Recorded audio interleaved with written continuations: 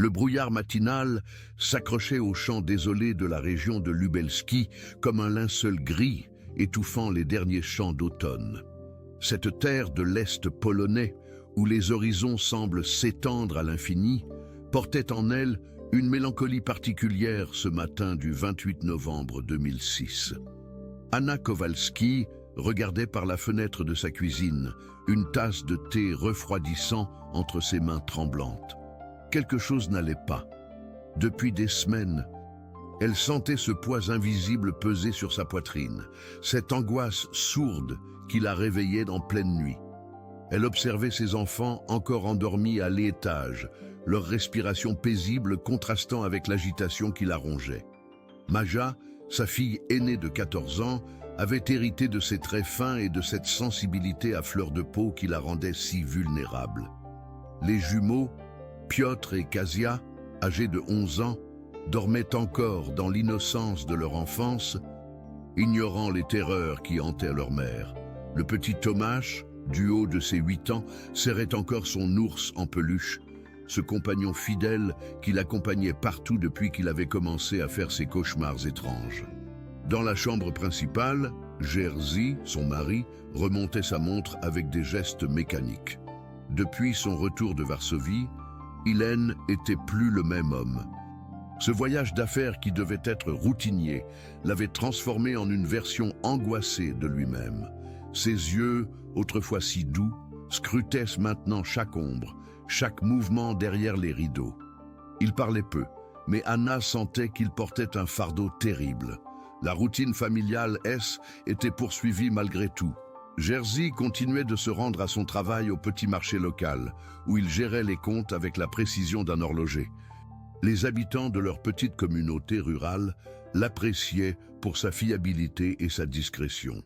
Il n'était pas homme à étaler ses problèmes, préférant garder ses inquiétudes pour lui. Mais Anna voyait bien que quelque chose le dévorait de l'intérieur. Elle-même essayait de maintenir les apparences. Chaque mardi matin, elle se rendait religieusement à la paroisse pour ses activités bénévoles. Ses moments de prière et de service lui apportaient une paix temporaire. Un répit dans cette tempête émotionnelle qui semblait l'engloutir. Sœur Magdalena, la religieuse qui dirigeait les activités, avait remarqué son teint pâle et ses mains qui tremblaient parfois pendant la préparation des repas pour les nécessiteux. Les enfants, eux, continuaient leur vie d'écolier avec cette capacité remarquable qu'ont les jeunes âmes à s'adapter. Maja commençait à ressentir cette tension familiale. Ses notes avaient légèrement baissé ces dernières semaines. Elle posait parfois des questions sur l'humeur de ses parents, mais Anna détournait toujours la conversation avec un sourire forcé. Les jumeaux, plus insouciants, se chamaillaient encore pour des broutilles, leur rire résonnant dans la maison comme un écho de normalité. Seul Tomasz semblait porter en lui une anxiété précoce. Il se blottissait plus souvent contre sa mère, demandant si les méchants messieurs dont il rêvait étaient vraiment juste dans ses cauchemars. Anna serrait alors son petit corps contre elle, murmurant des mots apaisants qu'elle-même n'arrivait plus à croire. La maison elle-même semblait refléter cette tension grandissante. Cette construction simple à 2 étages, avec sa façade de briques claires et sa toiture de tuiles rouges, avait toujours été leur refuge. Le jardin, soigneusement entretenu par Jerzy, montrait encore les traces de l'été passé. Les roses d'Anna, sa fierté, avaient résisté au premier froid, leurs derniers pétales s'accrochant désespérément aux branches comme pour retenir le temps. Mais même dans cette apparente normalité, des détails troublants commençaient à s'accumuler. Les voisins, les Nowak, avaient mentionné avoir vu des phares de voitures s'arrêter sur la route de terre battue qui menait à leur propriété tard dans la nuit.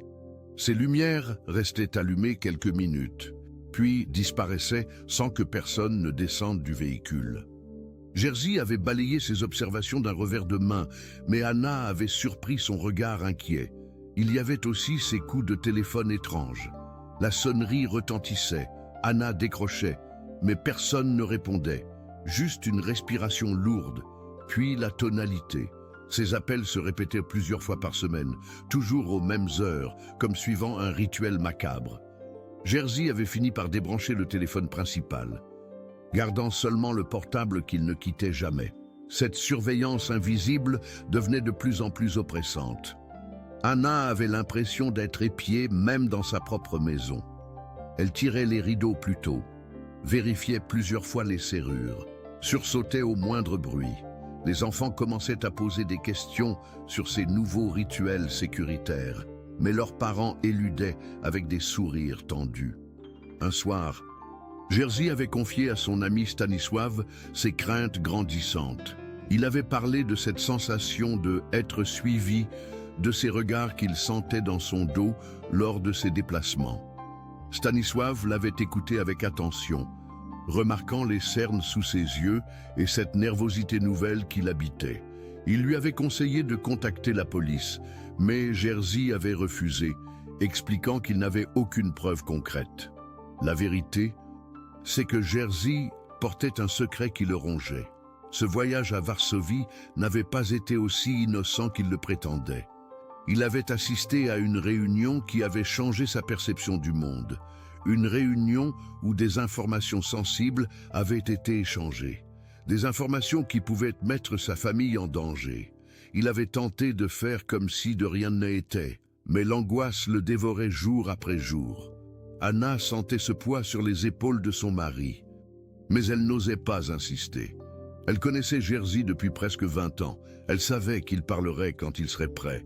En attendant, elle essayait de protéger leurs enfants de cette atmosphère pesante qui s'installait progressivement dans leur foyer.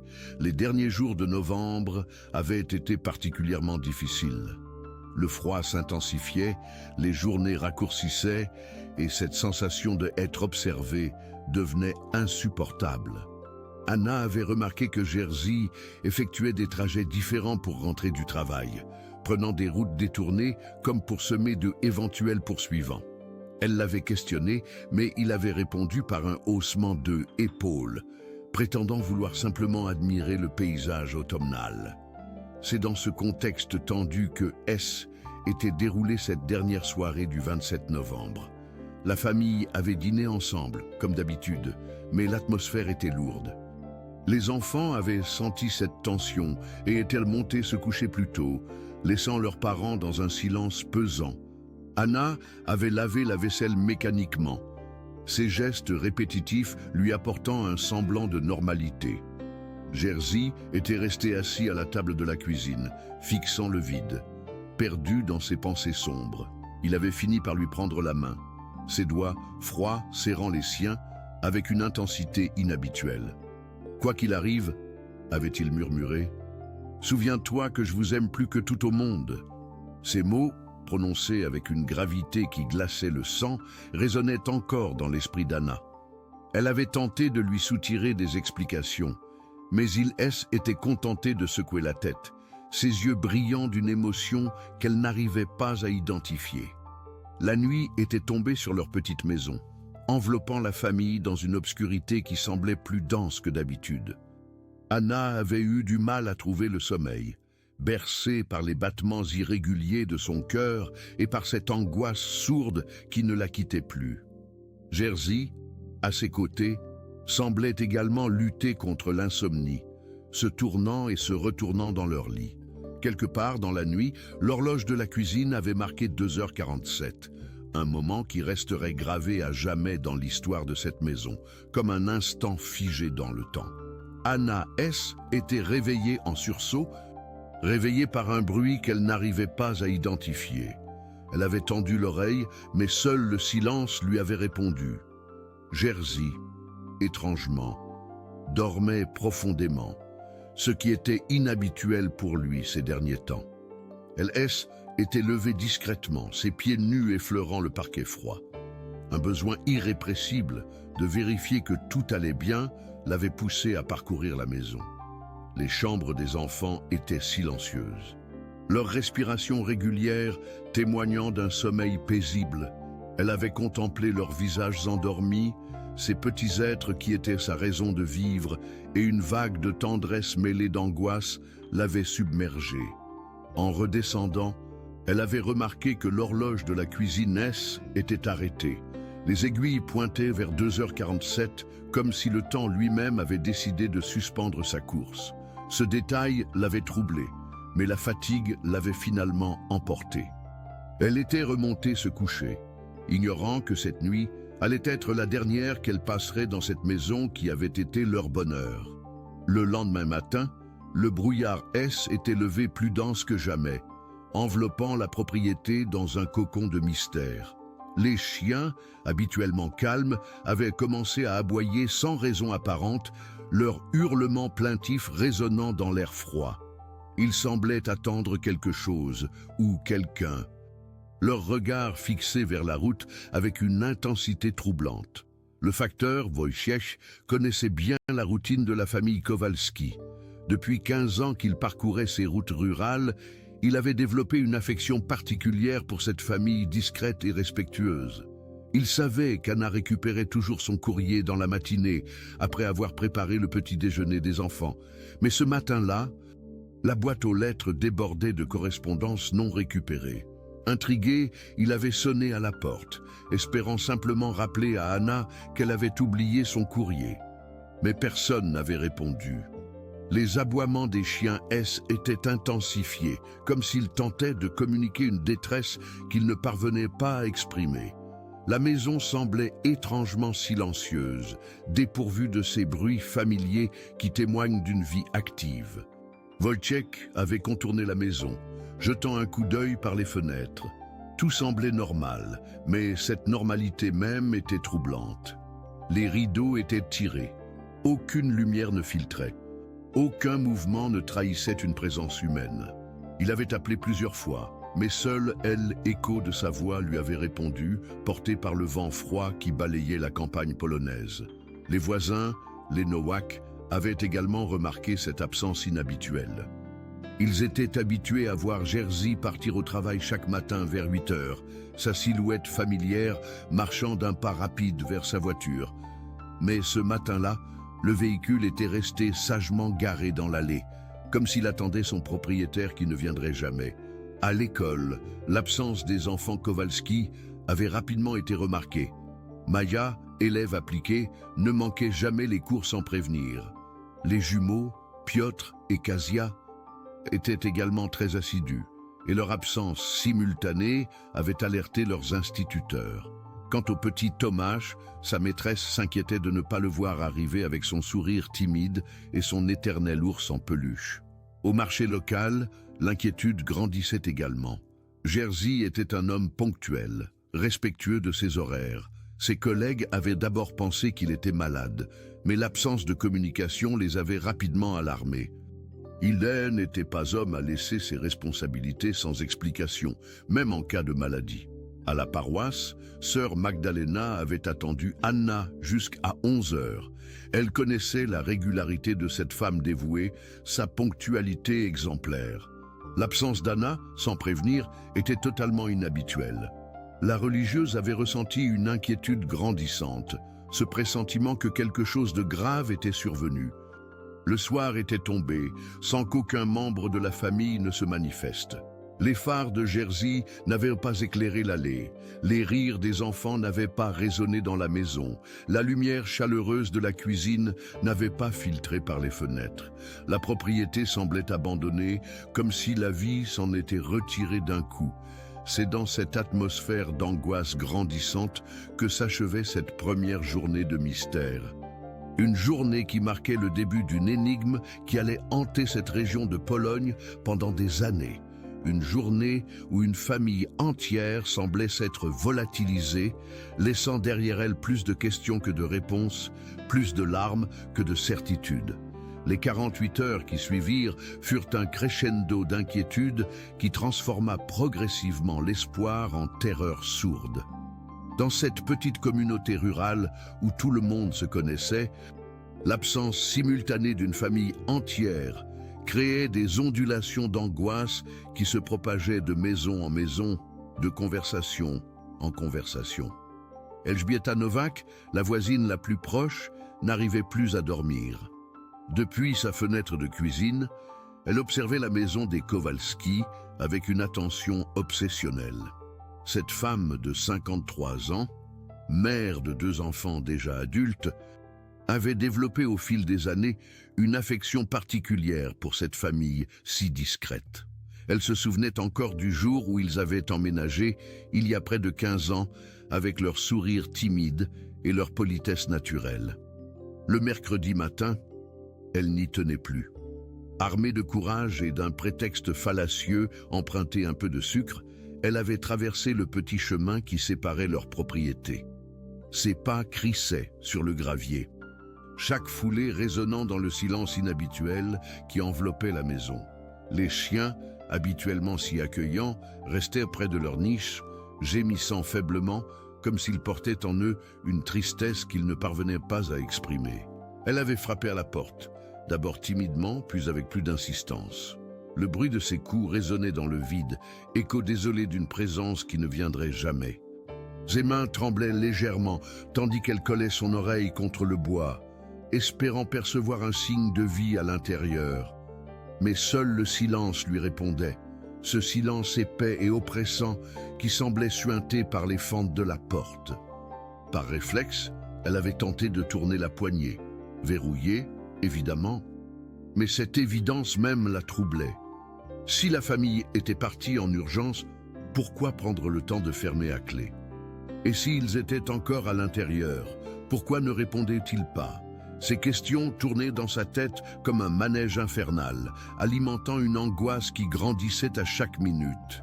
Elżbieta avait fait le tour de la propriété, scrutant chaque fenêtre, chaque détail qui pourrait lui donner un indice sur le sort de ses voisins. Les volets étaient clos, mais elle pouvait apercevoir, par les interstices, des fragments de l'intérieur. Tout semblait parfaitement ordonné, presque trop ordonné. Cette normalité apparente avait quelque chose d'inquiétant, comme si la maison elle-même retenait son souffle. C'est en rentrant chez elle qu'elle avait pris la décision de contacter Henrik, le cousin éloigné de Jerzy, qui vivait dans la ville voisine. Cet homme de 45 ans, célibataire endurci, entretenait des relations sporadiques avec la famille Kowalski, se limitant généralement aux fêtes religieuses et aux anniversaires importants. Mais il était la seule famille proche que connaissait Elżbieta. Le téléphone avait sonné plusieurs fois avant qu'Henrik ne décroche, sa voix ensommeillée trahissant qu'elle l'avait réveillé. Quand elle lui avait expliqué la situation, un silence pesant s'était installé sur la ligne. Elle l'entendait réfléchir, probablement en train de peser les implications de cette disparition inexpliquée. « Vous êtes certaine qu'ils ne sont pas simplement partis en voyage ?» avait-il fini par demander, sa voix trahissant déjà une inquiétude grandissante. Elżbieta avait secoué la tête, même s'il ne pouvait pas la voir. Jerzy m'aurait prévenu. Il me demande toujours de surveiller la maison quand il s'absente. Et puis, les chiens sont là, et il n'aurait jamais laissé les enfants manquer l'école sans prévenir. Ces arguments avaient convaincu Henrik. Il connaissait son cousin, cet homme méticuleux qui ne laissait jamais rien au hasard. Il avait promis de venir dans l'après-midi, et c'est ensemble qu'ils avaient pris la décision de contacter les autorités. Cette démarche, qui aurait dû être simple, s'était révélée être un parcours du combattant émotionnel. L'agent de police, qui avait reçu leur appel, avait d'abord tenté de les rassurer. Les adultes ont le droit de partir sans prévenir. Avait-il expliqué avec la patience blasée de celui qui a déjà entendu des dizaines d'histoires similaires. Attendez encore quelques jours, ils vont sûrement donner de leurs nouvelles. Mais Henrik avait insisté, expliquant que cette disparition était totalement incohérente avec le caractère de son cousin. Il avait mentionné les enfants, leur scolarité, les responsabilités professionnelles de Jerzy, tous ces éléments qui rendèrent cette absence inexplicable. Sa voix, d'ordinaire ferme et assurée, tremblait légèrement quand il décrivait sa dernière conversation avec Jerzy, quelques semaines auparavant. Il m'avait paru différent, avait-il confié à l'agent, cherchant ses mots. Comme s'il portait un poids sur les épaules. J'ai pensé que était la fatigue, le stress du travail, mais maintenant... L'agent avait fini par accepter d'ouvrir une enquête préliminaire. Il avait pris leurs coordonnées, leurs témoignages, et promis qu'une équipe se rendrait sur place dans les prochaines heures. Ces heures d'attente avaient été parmi les plus longues de la vie d'Elżbieta et d'Henryk, assis dans le salon de la voisine, les yeux rivés sur la maison silencieuse.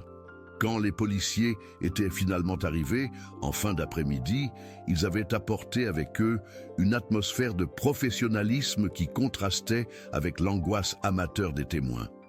L'inspecteur Kowalczyk, un homme d'une quarantaine d'années au regard perçant, avait d'abord interrogé longuement Elżbieta et Henryk, notant méticuleusement chaque détail, chaque observation. « Vous avez remarqué quelque chose d'inhabituel ces derniers temps ?» avait-il demandé, son stylo suspendu au-dessus de son carnet. Elżbieta avait alors raconté ses phares nocturnes, ses voitures qui s'arrêtaient sur la route sans que personne n'en descende. Elle avait décrit l'attitude de plus en plus nerveuse de Jerzy, ses regards inquiets vers la route, sa façon de rentrer plus tard le soir, comme s'il prenait des chemins détournés. Chaque détail, qui pouvait paraître anodin pris isolément, prenait une dimension sinistre dans le contexte de cette disparition. Henryk avait ajouté ses propres observations. Il avait parlé de cette conversation téléphonique troublante, quelques semaines avant la disparition, où Jerzy lui avait confié ses craintes de être suivi. Il disait qu'il avait peut-être trop parlé lors de ce voyage à Varsovie, avait-il murmuré, sa voix se brisant légèrement. « Je n'ai pas pris ça au sérieux sur le moment. Je pensais qu'il dramatisait. » L'inspecteur avait levé la tête, soudain plus attentif. Quel genre de voyage? Pour quelle raison? Une conférence bancaire, je crois. Il travaillait dans la comptabilité. Il participait parfois à des formations professionnelles. Mais cette fois, C était différent. Il semblait préoccupé après son retour. Ces informations avaient visiblement interpellé l'inspecteur Kowalczyk. Il avait gribouillé quelques notes supplémentaires, puis avait décidé qu'il était temps d'inspecter la propriété. Le moment était enfin venu de percer le mystère de cette maison trop silencieuse. L'approche de la maison avait quelque chose de solennel. Les 4 hommes, l'inspecteur, son adjoint, Henryk et Elżbieta, avançaient lentement dans l'allée, leurs pas résonnant dans l'air froid de cette fin d'après-midi. Les chiens les avaient regardés approcher avec une intensité troublante, leurs gémissements se faisant plus insistants, comme s'ils tentaient de communiquer une information cruciale. L'inspecteur avait d'abord tenté de trouver une clé cachée, fouillant sous les pots de fleurs, derrière les volets, dans tous les endroits habituels, où les familles dissimulent leur double. Mais les Kowalski étaient visiblement plus prudents que la moyenne, ou peut-être que les récents événements les avaient rendus plus méfiants. « Nous allons devoir forcer la porte », avait-il annoncé à Henryk, qui avait acquiescé d'un hochement de tête grave. En tant que parent le plus proche, il avait le droit de donner cette autorisation, même si cette responsabilité lui pesait visiblement. Le bruit de la porte qui cédait sous les coups avait résonné comme un sacrilège dans le silence de la campagne. C était la première fois que cette intimité familiale était violée. La première intrusion dans ce qui avait été un sanctuaire de bonheur et de routine. L'inspecteur était entré le premier, sa main près de son arme par réflexe professionnel, même si rien n'indiquait une quelconque menace. L'intérieur de la maison avait révélé un spectacle déconcertant par sa normalité même. Tout était à sa place, comme si la famille venait de sortir pour une course rapide et allait revenir d'une minute à l'autre. Dans la cuisine, la vaisselle était soigneusement rangée dans l'égouttoir, témoignage d'un dernier repas pris en famille. Les verres étaient impeccables, les assiettes alignées avec une précision qui trahissait les habitudes méticuleuses d'Anna. L'inspecteur avait noté chaque détail, photographiant méthodiquement chaque pièce. Dans le salon, les téléphones portables étaient posés sur la table basse, leurs écrans éteints. Cette découverte l'avait particulièrement troublé. De nos jours, rares sont les personnes qui partent sans leur téléphone, même pour une sortie rapide. À l'étage, les chambres des enfants racontaient l'histoire d'une vie interrompue brutalement. Les lits étaient défaits. Les pyjamas jetés négligemment sur les chaises, les cartables préparés pour une journée de école qui n'aurait jamais lieu. Dans la chambre de Madja, un journal intime traînait ouvert sur le bureau, la dernière page portant la date du 27 novembre. L'inspecteur avait lu les dernières lignes avec une attention particulière. Maman a l'air triste ces derniers temps. Papa aussi. J'aimerais pouvoir les aider, mais je ne sais pas comment. Parfois, j'ai l'impression qu'ils portent un secret trop lourd pour eux. Ces mots d'adolescente avaient touché l'inspecteur plus qu'il ne l'aurait voulu. Il y avait dans cette phrase une maturité précoce, une sensibilité qui témoignait de la qualité de l'éducation reçue. Cette gamine avait perçu la détresse de ses parents, mais n'avait pas pu imaginer qu'elle allait disparaître avec eux. Dans la chambre des jumeaux, les lits superposés étaient dans le désordre habituel de l'enfance. Des jouets traînaient sur le sol. Des livres des écoles étaient éparpillés, témoignage d'une vie normale qui s'était brutalement arrêtée. L'inspecteur avait remarqué que les vêtements du lendemain étaient préparés sur les chaises, preuve que la famille comptait bien suivre sa routine habituelle. La chambre du petit Thomas était la plus touchante. Son ours en peluche, ce compagnon fidèle mentionné par tous ceux qui connaissaient l'enfant, était resté sur l'oreiller, ses yeux de plastique fixant le vide avec une mélancolie presque humaine. L'inspecteur avait dû détourner le regard, cette image d'abandon enfantin lui serrant le cœur. Mais c'est dans la chambre principale que l'enquête avait pris une tournure plus troublante.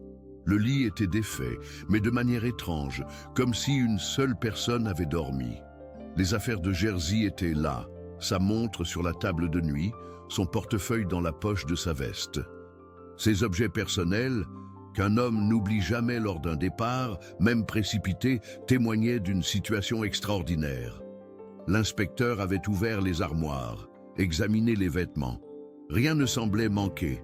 Aucun sac de voyage n'avait été préparé. Les passeports étaient dans le tiroir habituel, les documents importants soigneusement rangés. Si la famille avait fui, elle l'avait fait dans des conditions si précipitées qu'elle n'avait même pas pris le temps de rassembler l'indispensable. C'est en redescendant que l'inspecteur avait remarqué le détail qui allait hanter ses nuits. L'horloge de la cuisine, arrêtée sur 2h47. Cette précision temporelle, cette fixation du temps à un moment précis, avait quelque chose de symbolique et de terrifiant. Comme si la maison elle-même avait voulu garder une trace de l'instant où tout avait basculé. Il avait interrogé Henrik sur les habitudes de la famille concernant cette horloge. Jerzy la remontait tous les soirs, avait répondu le cousin, sa voix étranglée par l'émotion. Il était très méticuleux avec ces choses-là. Cette horloge appartenait à sa mère. Elle n'avait jamais été en panne depuis qu'il l'avait. L'enquête préliminaire S était poursuivie jusqu'à tard dans la soirée. L'inspecteur avait contacté à l'école, le lieu de travail de Jerzy. Tous les endroits où la famille avait ses habitudes. Partout, la même réponse. Personne ne les avait vus depuis le lundi soir.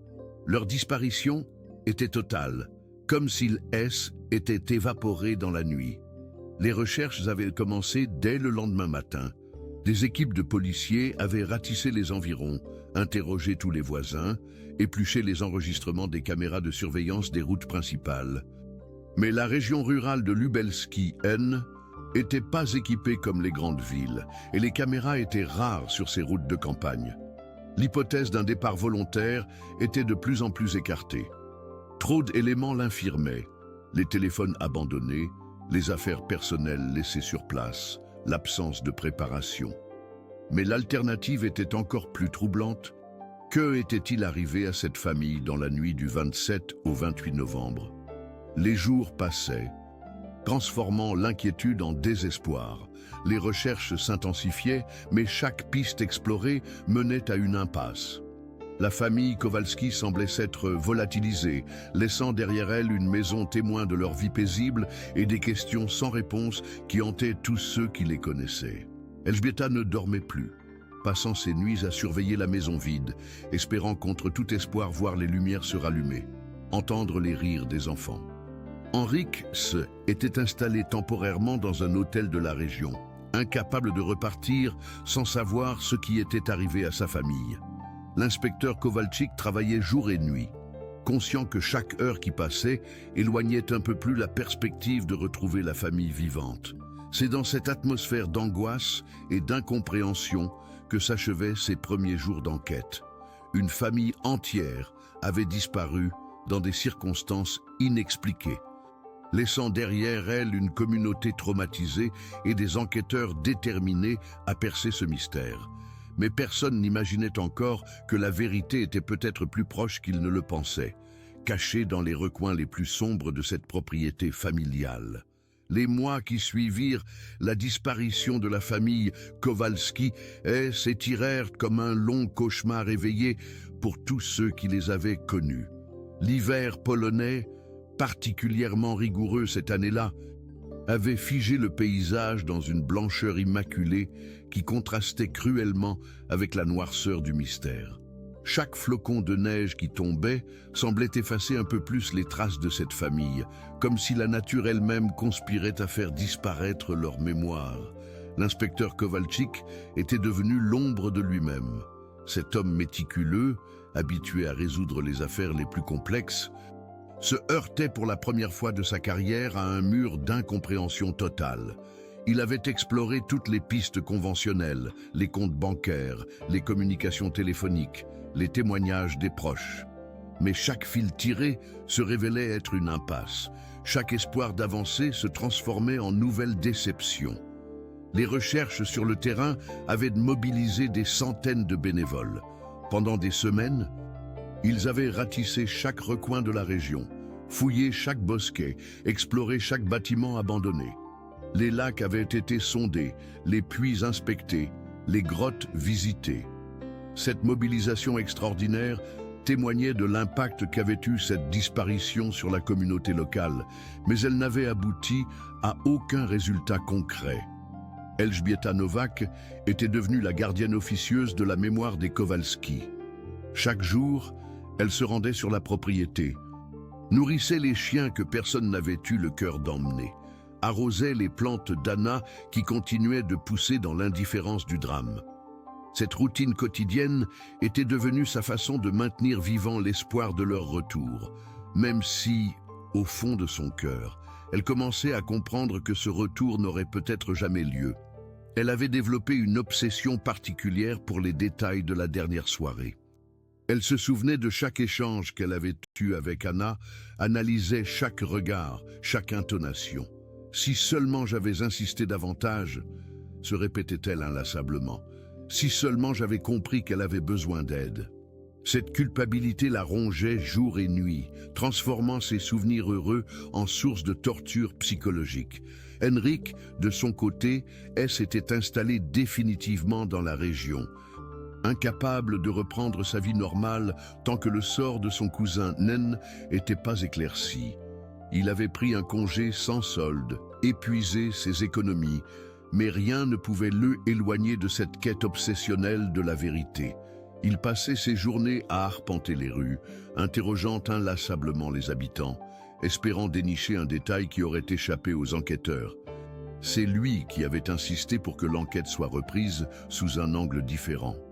Il connaissait son cousin mieux que quiconque, et certains éléments de sa personnalité ne collaient pas avec les hypothèses privilégiées par la police. Jerzy était un homme prudent, prévoyant, qui ne prenait jamais de décisions importantes sans en parler à sa famille élargie. Son départ soudain, sans un mot d'explication, était totalement incohérent avec son caractère. Les semaines étaient transformées en mois, et l'affaire commençait à perdre de sa priorité dans les bureaux de la police régionale. D'autres dossiers, plus récents, réclamaient l'attention des enquêteurs. L'inspecteur Kowalczyk sentait bien que la pression hiérarchique s'intensifiait pour qu'il classe l'affaire, au moins temporairement. Mais quelque chose en lui refusait d'abandonner cette famille, ces 4 enfants dont les visages souriants le hantaient chaque nuit. C'est dans ce contexte d'enlisement que le destin allait intervenir sous la forme d'une mutation administrative. L'inspecteur Kowalczyk était transféré vers une autre région, et l'affaire Kowalski était confiée à un nouveau responsable, l'inspecteur Nowak, un homme de 38 ans fraîchement arrivé de Varsovie, réputé pour son approche peu conventionnelle des enquêtes complexes. Stefan Nowak, aucun lien de parenté avec la voisine des Kowalski. Malgré la similitude des noms, était un policier d'un genre particulier. Diplômé en psychologie avant de rejoindre les forces de l'ordre, il avait développé une méthode d'investigation qui privilégiait l'analyse comportementale et la reconstitution minutieuse des événements. Son arrivée dans cette région rurale était perçue comme une chance inespérée de relancer l'enquête sur des bases nouvelles. Sa première démarche avait été de reprendre l'intégralité du dossier. Sans se laisser influencer par les conclusions de son prédécesseur, il avait passé des jours entiers à éplucher chaque témoignage, chaque rapport, chaque photo de la scène. Cette approche méthodique lui avait permis de remarquer plusieurs incohérences qui avaient échappé à l'enquête initiale. La première anomalie concernait la voiture de la famille. Le véhicule était garé dans l'allée, mais sa position était légèrement différente de l'habituelle. Elżbieta avait mentionné que Jerzy garait toujours sa voiture exactement au même endroit, avec une précision maniaque. Or, elle se trouvait décalée de quelques centimètres, comme si quelqu'un d'autre l'avait conduite et n'avait pas su reproduire parfaitement cette habitude. La seconde incohérence portait sur l'état des vêtements trouvés dans les chambres. Les pyjamas des enfants étaient jetés de manière désordonnée, ce qui contrastait avec les habitudes d'Anna, décrite par tous comme une femme très ordonnée. Cette négligence inhabituelle suggérait soit une précipitation extrême, soit une mise en scène imparfaite. Mais c'est la troisième anomalie qui allait orienter définitivement les recherches dans une nouvelle direction. L'inspecteur Nowak avait remarqué que la liste des biens examinés dans la maison ne mentionnait pas la garage. Cette omission l'avait intrigué. Et il avait découvert dans les rapports que l'accès au garage avait été impossible lors de la première perquisition, la porte étant verrouillée et la clé introuvable. Cette négligence apparente le stupéfiait. Comment avait-on pu laisser une partie de la propriété inexplorée dans une affaire de disparition? Il avait immédiatement demandé l'autorisation de procéder à une nouvelle perquisition, cette fois exhaustive, incluant tous les recoins de la propriété. Le jour choisi pour cette nouvelle fouille était un mardi de septembre, exactement 9 mois après la disparition. L'automne commençait à teinter les feuilles de couleur chaude, créant un contraste saisissant avec l'atmosphère lugubre qui entourait cette propriété abandonnée.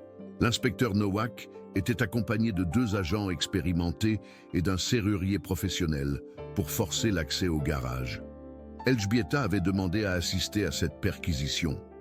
Elle se sentait investie d'une mission de surveillance, comme si elle devait protéger la mémoire de ses voisins disparus.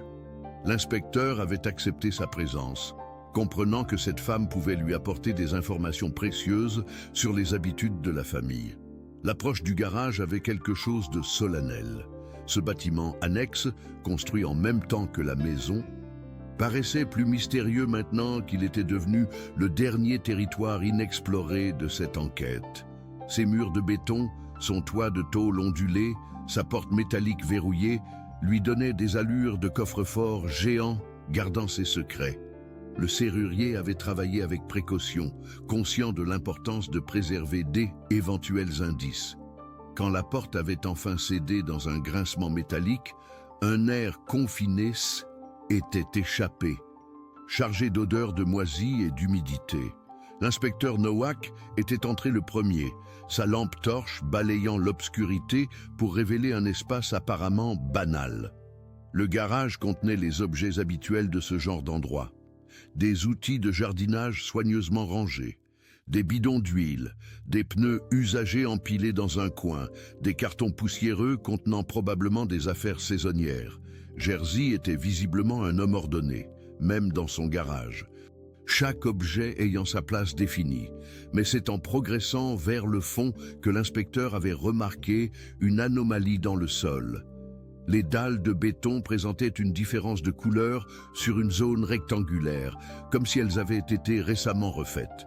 Cette observation l'avait intrigué, d'autant plus qu'Elżbieta lui avait confirmé que Jerzy n'avait effectué aucun travaux dans le garage ces dernières années. L'examen plus attentif de cette zone avait révélé que les dalles étaient effectivement plus récentes que le reste du sol. Quelqu'un avait visiblement creusé puis rebouché cet espace en prenant soin de reconstituer le revêtement. Ce travail, quoique soignées, présentait des imperfections visibles pour un œil exercé. L'inspecteur avait ordonné l'enlèvement de ces dalles suspectes. Le travail avait été long et minutieux, chaque fragment de béton étant soigneusement photographié et répertorié. À mesure que les ouvriers progressaient, une odeur de plus en plus nauséabonde échappait du sol, confirmant les craintes de plus en plus pressantes de l'enquêteur. C'est à 1 mètre de profondeur que la découverte avait été faite.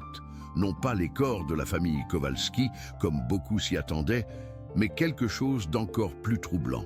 Un compartiment souterrain creusé à la main, aménagé de façon rudimentaire mais fonctionnelle. Ce bunker improvisé mesurait environ 3 mètres sur 2 avec une hauteur suffisante pour qu'un adulte puisse s'y tenir debout. L'intérieur de cette cache révélait les traces d'une occupation récente. Des matelas de fortune étaient disposés sur le sol en terre battue, des couvertures pliées témoignaient d'un séjour prolongé. Des bidons d'eau vides, des boîtes de conserve ouvertes, des reliefs de repas frugaux montraient que plusieurs personnes avaient vécu dans cet espace pendant une période indéterminée. Mais la découverte la plus troublante était cette pile de vêtements soigneusement pliés dans un coin. L'inspecteur Nowak avait reconnu immédiatement ces habits qu'il avait vus en photo lors de ses recherches. Les robes d'Anna, les chemises de Jerzy, les petits pulls des enfants. Chaque membre de la famille était représenté dans cette garde-robe souterraine, comme s'ils avaient changé de tenue avant de disparaître définitivement. Au centre de ce mausolée improvisé trônait un objet qui allait bouleverser l'enquête, un magnétophone à cassette du modèle ancien qu'utilisaient encore certaines personnes âgées. Une cassette était insérée dans l'appareil et l'inspecteur Nowak avait compris immédiatement qu'il tenait peut-être là la clé du mystère. L'écoute de cette bande sonore s'était déroulée dans un silence religieux. Tous les présents, l'inspecteur, ses adjoints, Elżbieta, retenaient leur souffle, conscients qu'ils allaient peut-être enfin entendre la voix des disparus. Quand la cassette avait commencé à tourner, c'est effectivement la voix de Jerzy qui avait empli l'espace confiné du bunker. Sa voix était calme, presque résignée, mais on sentait dessous une tension énorme. Comme un homme qui lutte pour garder son sang-froid dans une situation extrême. Si quelqu'un trouve cet enregistrement, commençait-il, c'est que notre plan n'aura pas fonctionné. Nous sommes ici depuis 3 jours maintenant. Anna, les enfants et moi. Nous ne pouvions plus vivre à découvert. Ils nous surveillaient constamment. La révélation de cette première phrase avait électrisé l'assistance. La famille Ness était donc pas volatilisée d'un coup. Ils étaient cachés volontairement dans ce bunker qu'ils avaient probablement préparé à l'avance. Mais qui étaient ces « ils » dont parlait Jerzy? Et pourquoi cette surveillance les terrifiait-elle au point de les pousser à vivre comme des taupes? La suite de l'enregistrement était encore plus troublante. Jerzy expliquait, d'une voix de plus en plus fatiguée, qu'ils attendaient que les hommes partent pour pouvoir sortir de leur cachette et reprendre une vie normale ailleurs. Il parlait de faux papiers qu'il avait commandés, d'un plan d'évasion minutieusement préparé, d'une nouvelle vie qu'ils allaient construire loin de cette région. Mais au fur et à mesure que l'enregistrement progressait, le ton de Jerzy changeait. L'espoir faisait place à l'inquiétude, puis à une angoisse croissante. Il mentionnait que leurs réserves d'eau s'amenuisaient, que les enfants supportaient mal cette claustration, qu'Anna commençait à montrer des signes de claustrophobie aiguë. « Nous n'aurions jamais dû nous enterrer vivants comme ça », murmurait-il vers la fin de l'enregistrement. « Les enfants pleurent, Anna ne dort plus. Peut-être que nous aurions dû faire confiance à la police dès le début. Mais il était trop tard. Nous en savions trop sur... » La phrase restait en suspens, interrompue par des bruits de pas au-dessus de leur tête. On entendait Jerzy qui chuchotait « Ils sont là », puis des murmures indistincts, des pleurs d'enfants étouffés, et enfin un bruit sourd, comme si quelque chose était tombé lourdement sur le sol. L'enregistrement s'arrêtait brutalement sur ce bruit sinistre, laissant les auditeurs dans un état de choc profond. Elżbieta pleurait silencieusement, ses larmes coulant sur ses joues sans qu'elle cherche à les essuyer. L'inspecteur Nowak fixait le magnétophone, comprenant qu'il venait d'entendre les derniers mots d'une famille entière, leurs derniers espoirs avant de disparaître dans des circonstances que l'enregistrement ne permettait pas de élucider. Cette découverte révolutionnait complètement l'enquête. La famille Kowalski n'avait pas été enlevée. LS était caché volontairement. Mais de qui fuyait-il? Que savait Jerzy qui justifiait une telle terreur? Et surtout, que s'était-il passé après l'interruption brutale de cet enregistrement? L'inspecteur Nowak savait qu'il tenait enfin un fil conducteur. Mais ce fil menait vers des territoires encore plus sombres et dangereux que tout ce qu'il avait imaginé jusqu'alors. L'enquête prenait une dimension nouvelle, celle d'un complot dont les ramifications dépassaient peut-être largement cette petite communauté rurale de Pologne. L'enregistrement de Jerzy avait ouvert une brèche dans le mur de mystère qui entourait cette disparition, mais cette révélation soulevait plus de questions qu'elle n'en résolvait. L'inspecteur Nowak savait qu'il se trouvait à un tournant crucial de l'enquête. Ses voix d'outre-tombe lui parlèrent d'une peur si profonde qu'une famille entière avait préféré s'enterrer vivante plutôt que d'affronter une menace invisible. Dans les jours qui suivirent cette découverte bouleversante, l'inspecteur S était plongé dans une recherche acharnée pour comprendre les événements qui avaient précédé cette fuite désespérée. Il avait recommencé à interroger tous les témoins, mais cette fois avec des questions précises sur des éventuelles surveillances, des présences suspectes, des comportements inhabituels dans les semaines précédant la disparition. C'est Stanisław, l'ami de Jerzy, qui avait fourni la première pièce du puzzle. Lors de ce nouvel interrogatoire, il avait mentionné une conversation troublante qu'il avait eue avec Jerzy quelques jours avant la disparition. Il m'avait dit qu'il regrettait d'avoir accepté cette mission à Varsovie, avait-il confié, ses mains tremblant légèrement. Il parlait de documents qu'il avait vus là-bas, de choses qu'il n'aurait jamais dû savoir. Cette révélation avait orienté l'enquête vers ce fameux voyage à Varsovie. L'inspecteur Nowak avait contacté ses collègues de la capitale, leur demandant de mener une investigation sur cette conférence bancaire à laquelle Jerzy avait participé. Ce qui avait commencé comme une vérification de routine allait se transformer en une plongée vertigineuse dans les abysses de la corruption financière. La conférence en question n'était pas celle qu'elle prétendait être. Officiellement, il s'agissait d'une formation sur les nouvelles réglementations bancaires européennes. Mais l'enquête approfondie avait révélé que cette réunion servait de couverture à des transactions financières illégales d'une ampleur considérable. Des fonds publics étaient détournés par un réseau sophistiqué, impliquant des fonctionnaires haut placés et des hommes d'affaires influents. Jerzy, avec sa formation comptable et son œil exercé pour les irrégularités financières, avait involontairement découvert des preuves de ces malversations. Les documents qu'il avait consultés, pensant qu'il s'agissait de simples exercices de formation, contenaient en réalité des traces de ces transferts frauduleux.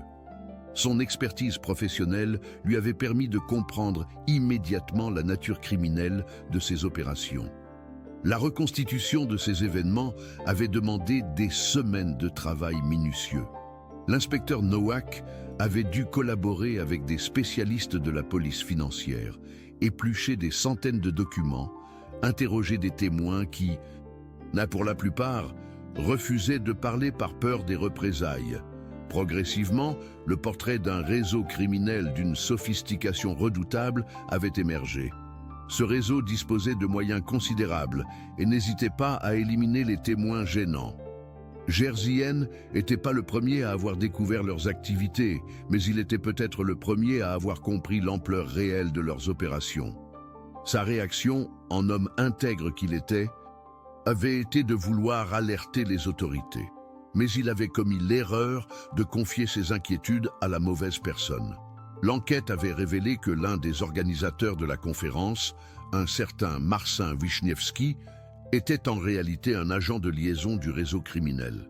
C'est lui qui avait été chargé d'identifier les participants susceptibles de représenter une menace. Quand Jerzy avait commencé à poser des questions sur les documents qu'il avait vus, Wiśniewski avait immédiatement compris qu'il fallait agir. La surveillance de la famille Kowalski avait commencé dès le retour de Jerzy à Lubelski. Des professionnels discrets avaient été chargés de cette mission, des hommes habitués à ce genre d'opération. Ils surveillaient les allées et venues de la famille, écoutaient leurs conversations téléphoniques, fouillaient leurs courriers. L'objectif était de déterminer si Jerzy avait parlé de sa découverte et à qui. Cette surveillance, d'abord discrète, était devenue de plus en plus oppressante. Les hommes chargés de cette mission avaient reçu l'ordre d'intensifier la pression psychologique sur la famille, de les amener à commettre une erreur qui révélerait leurs intentions. C'est ainsi qu'avaient commencé ces appels silencieux, ces voitures qui s'arrêtaient la nuit près de leur maison, cette sensation de être épié en permanence. Jerzy, homme intelligent et observateur, avait rapidement compris qu'il était sous surveillance. Mais au lieu de contacter immédiatement la police, il avait commis une erreur fatale. Il avait tenté de protéger sa famille en préparant une fuite. Cette décision, motivée par l'amour paternel, allait sceller leur destin tragique. L'aménagement du bunker sous le garage avait été l'œuvre de plusieurs semaines. Jerzy travaillait la nuit, creusant discrètement ce refuge souterrain qu'il espérait temporaire. Il avait stocké des vivres, de l'eau, des couvertures, préparant cette cachette comme un animal prépare son terrier. Anna l'avait aidé malgré ses réticences, comprenant que la situation était désespérée. Les enfants n'avaient été mis dans la confidence qu'au dernier moment.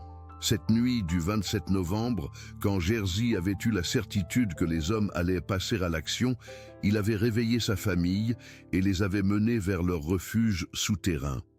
L'horloge S était arrêtée à 2h47, probablement à cause d'une coupure de courant que Jerzy avait provoquée pour masquer leur fuite. Pendant 3 jours, ils avaient vécu comme des fugitifs dans leur propre propriété. Les enfants, terrifiés et désorientés, ne comprenaient pas pourquoi ils devaient se cacher ainsi. Anna, rongée par l'angoisse et la claustrophobie, luttait pour maintenir un semblant de normalité dans cette situation cauchemardesque. Jerzy, lui, guettait le moindre bruit, espérant que leurs poursuivants finiraient par renoncer. Mais le réseau criminel ne pouvait pas se permettre de laisser un témoin en liberté.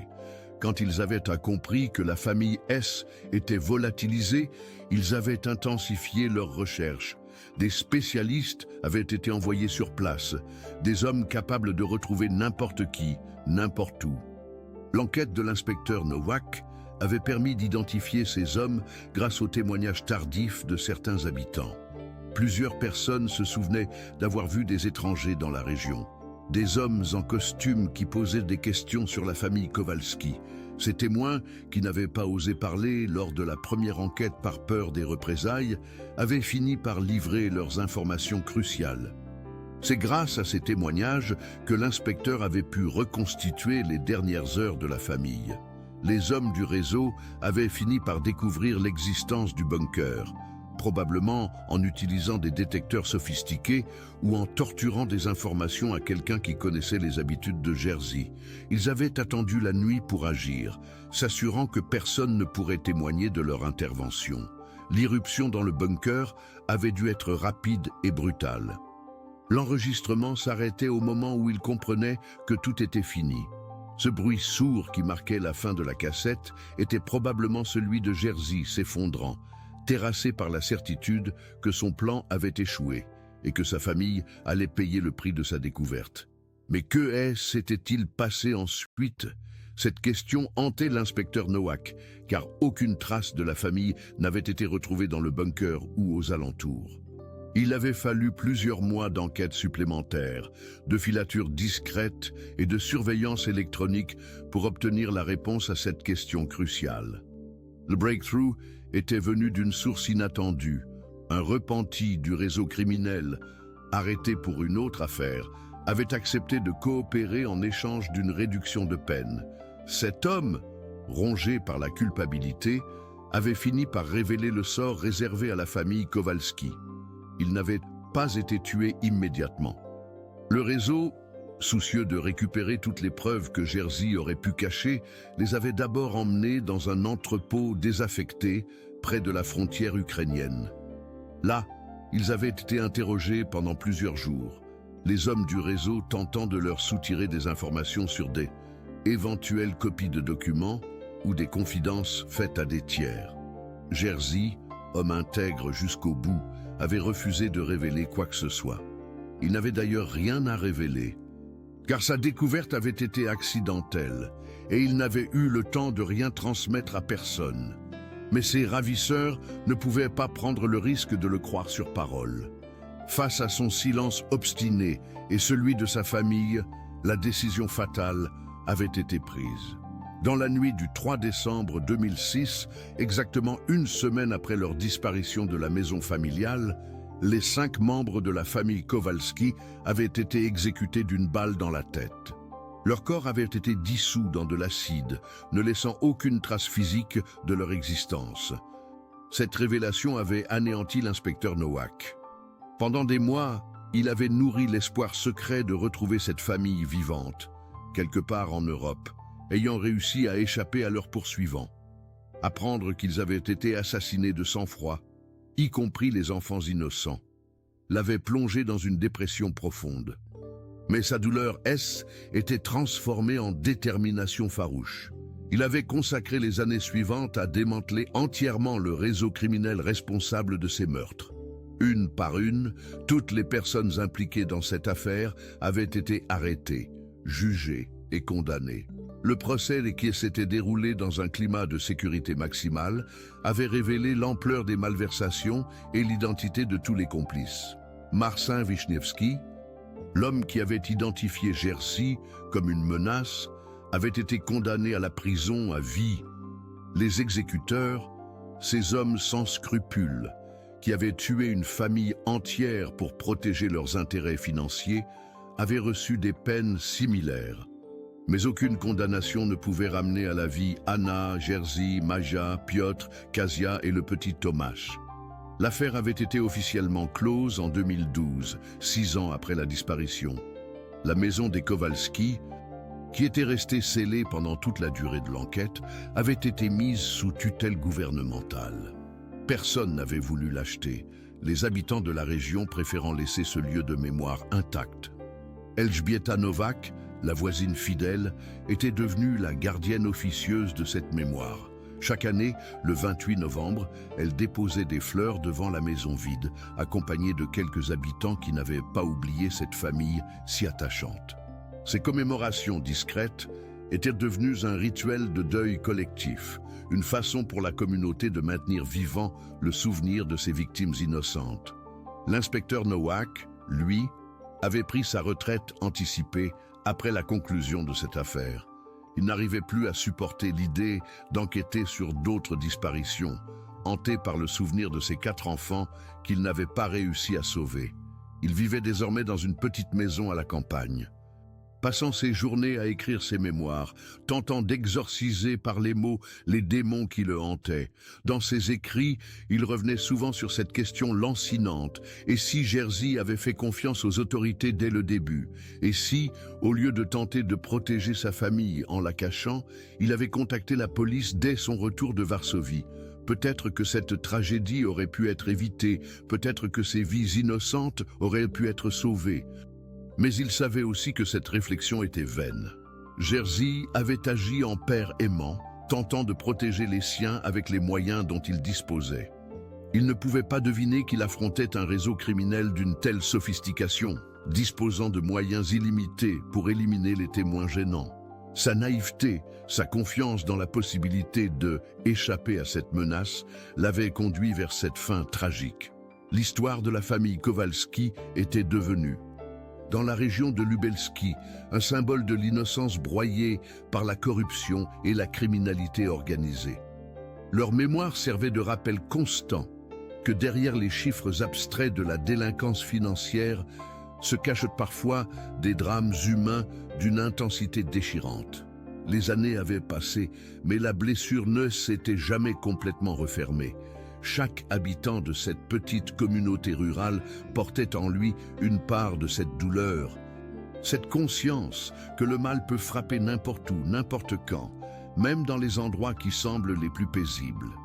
L'affaire Kowalski était devenue un cas d'école dans les académies de police, étudié comme un exemple de la complexité des enquêtes modernes et de l'importance de ne jamais abandonner, même face aux mystères les plus impénétrables.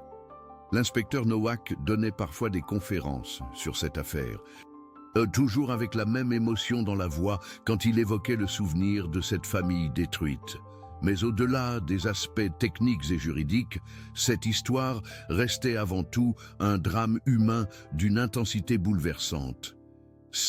Était l'histoire d'une famille unie qui avait payé de sa vie la découverte accidentelle de secrets que d'autres voulaient regarder enfouis.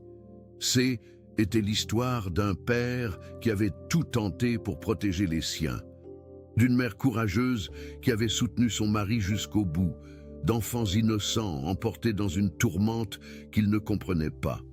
Aujourd'hui encore, quand le vent souffle dans les champs de Lubelski, certains habitants prétendent entendre parfois les échos de cette tragédie, des rires d'enfants qui résonnent dans la maison vide, des pleurs étouffés qui montent du garage scellé, des murmures qui portent le nom de cette famille disparue mais jamais oubliée. Car c'est cela, la vraie victoire sur le mal, la mémoire. Tant que des cœurs se souviendront d'Anna et Jerzy, de Maja, Piotr, Kasia et du petit Tomasz, tant que leur histoire continuera d'être racontée, leur mort n'aura pas été vaine. Ils auront servi d'exemple, de rappel que chaque vie a une valeur inestimable et que la justice, même tardive, finit toujours par triompher. Cette histoire nous rappelle que derrière chaque fait divers se cache une humanité fragile, des liens familiaux précieux, des rêves brisés, mais aussi des espoirs qui survivent à la mort. Elle nous enseigne l'importance de la vigilance, du courage de témoigner, mais aussi de la compassion envers ceux qui portent le poids de ces tragédies.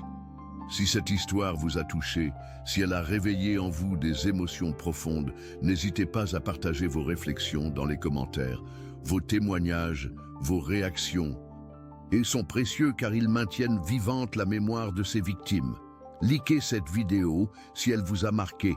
Abonnez-vous à notre chaîne pour découvrir d'autres histoires vraies qui nous rappellent la fragilité et la beauté de l'existence humaine. Car c'est ensemble, en partageant ces émotions, en gardant vivante la mémoire de ceux qui ne sont plus, que nous honorons leurs souvenirs et que nous construisons un monde où de telles tragédies ne pourront plus jamais se reproduire. End of story.